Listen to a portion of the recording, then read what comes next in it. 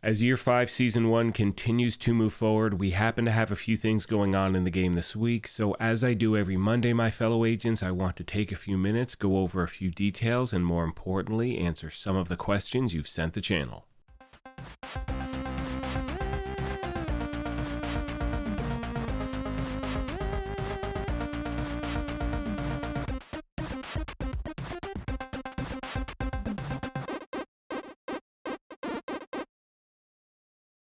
What's up, my YouTube family? Welcome back to the Gaming Brigade, and there happen to be a lot of details I would like to go over in today's video, so we're going to jump right into it. Now, the first thing we're going to talk about is the in-game seasonal timer, as some of you have reached out to the channel asking how accurate is it. So you can see, as of my recording this video, we have 9 weeks and 18 hours until Year 5 Season 2 begins. I'm really looking forward to that because it does see the introduction of incursions into the game. That is something I know a lot of you out there are looking forward to as well. And this timer is usually pretty accurate. Now, obviously, this is going to be dependent on if there are any delays with the launch of Year 5 Season 2. Now, at this point, there's no indication that is going to be the case, and as always, once I have tangible information, I promise to bring you those details right away. Now, that does bring us to what's going on in the game this week. We're going to start with the EVRY League, and as you can see on screen, this does end tomorrow, so if it happens to be a priority for you, make sure you finish that today. I have a bit of an uphill battle. Honestly, I really haven't had time to play over the last few weeks. Moving on, we have the apparel event. Now, thankfully, that has another week left to it, and many of you have reached out asking me to do a standalone video in regard to keys and whatnot. I will be bringing you that tomorrow. Now, tomorrow also marks the end of the current global event, and this is once again a friendly reminder for those of you out there who have been playing this. You want to make sure you spend those stars. If you don't, you will lose them, and they do not roll from one event to the next. Last but not least, we have our next search and rescue target, Lauren Fong, and she becomes available tomorrow. Now, that is now going to take us to the known issues board, and the first thing I'd like to discuss is the fact that the XP that you earn when you're playing Descent is not going to give you any progress whatsoever to earning apparel cache keys. Now, the reason I bring this up again is because many of you reach out to the channel asking if they are going to fix that. The answer is yes. However, you can see on the screen they're not planning to fix that until Title Update 19, and that's probably going to be at Year 5 Season 2, which, as I said a moment ago, is 9 weeks away. So if you happen to be on the hunt for those apparel cache keys, do not spin your wheels by playing Descent to earn that XP, because it will not help you to earn those apparel keys in any way whatsoever. Now, tomorrow I will be bringing you an updated video showing you a few farming methods you can hit up in the open world that are incredibly efficient, and as always, if you have any other questions or comments, let me know and I will get back to you as quick as I can.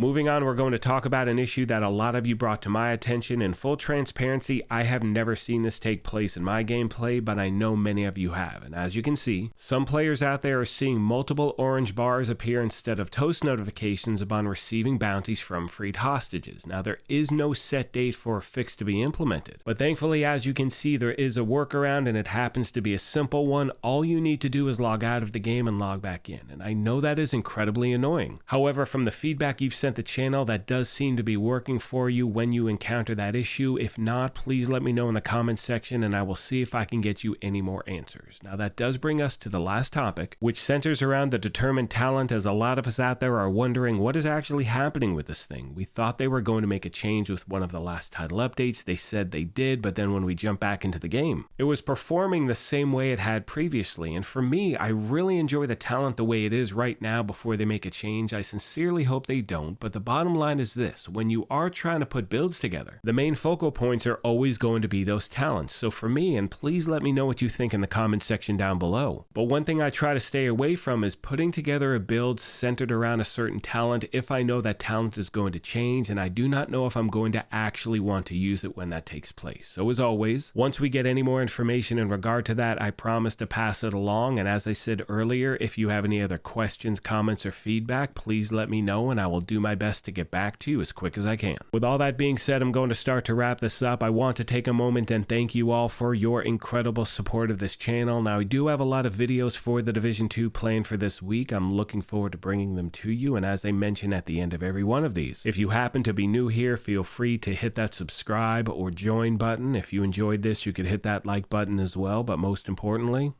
take care of yourselves, be kind to each other, and we will talk to you soon. Thanks again, everyone.